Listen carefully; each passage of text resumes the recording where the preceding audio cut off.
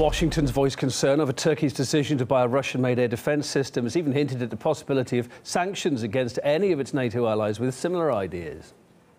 You know, it goes against our policy to have a NATO ally, such as Turkey, use an S400 system. Part of the problem with that is that it is not interoperable with other NATO systems. And so we are against the having some of our partners and allies around the world potentially purchase S400s. And it would trigger CATSA sanctions? I'm not going to get into that, but we have made very clear what could trigger sanctions for other countries and entities around the world.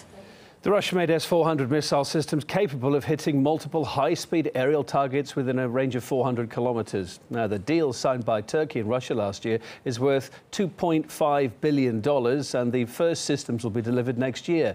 Ankaра's been looking to bolster its air defences since the US withdrew its Patriot missiles from the Syrian border region back in 2015.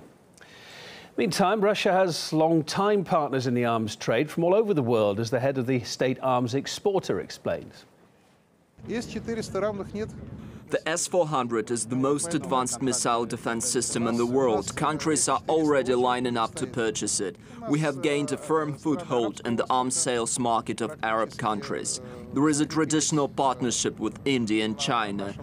Our allies in the Collective Security Treaty Organization also work with our military industries on modernizing their armed forces. Former US diplomat Jim Jatras thinks Washington's angry over Ankara's purchase of the S-400 systems because it undermines US attempts to damage Russia.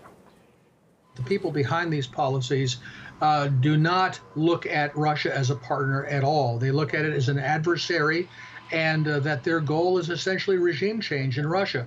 Buying Russian weapons is not bad because they're a competitor for business. They're bad because there is essentially a full-scale political warfare being carried on against the Russian Federation by the agencies of the American government. I don't know that this is necessarily what President Trump wants, but it's certainly what the Department of State, Department of Treasury, and other organs of the government want.